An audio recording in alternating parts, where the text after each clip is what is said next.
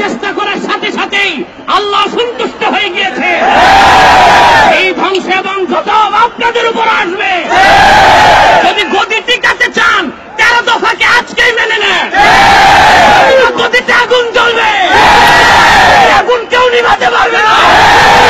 আপনার প্রভু দিল্লি বাঁচাতে পারবে না, আমেরিকা বাঁচাতে পারবে না, বাঁচাতে পারবে না। আমরা বুকের তাজা রক্ত ঢেলে দিতে এসেছি।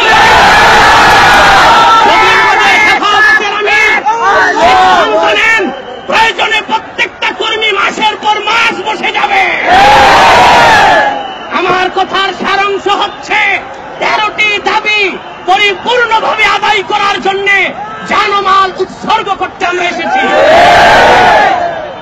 আর অতি সত্বর শাহবাগের অপসংস্কৃতি বন্ধ করুন। নষ্টা ভ্রষ্টা চরিত্রহীন কাফের মুশরিক যুবক যুবতীদেরকে দিয়ে ইসলামের বিরুদ্ধে যুদ্ধ ঘোষণা করেছেন।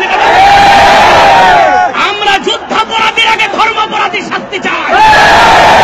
যুদ্ধাপরাধীদের শাস্তির সাথে সাথে সুদীর্ঘ 40 বছরে যারা কোরআনের বিরোধিতা করেছে, হাদিসের বিরোধিতা করেছে, সেই তাসলিমা নাসরিন, দাউদ হায়দার, রাশেদ খান, মেনন, হাসানুল্লাহ শাহরিয়ার কবির, মুনতাসির মামুন, তাদেরকে ফাঁসিতে ঝুলায়।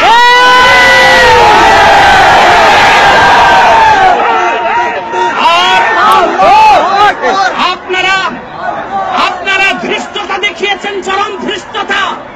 আপনারা ব্লগারদেরকে শাস্তি দিলেন না, কিন্তু ব্লগারদের বিরুদ্ধে প্রচার করার কারণে মুজাহিদ কলম সৈনিক মাহমুদুর রহমানকে গ্রেফতার করেছে। মাহমুদুর রহমানকে ছেড়ে দিন এবং আমার দেশকে প্রকাশের সুযোগ দিন, অথবা সকল বামপন্থী পত্রিকাকে আমরা নিষিদ্ধ ঘোষণা করব। বামপন্থী সকল পত্রিকা আগুনে জ্বালায় দেওয়া হবে।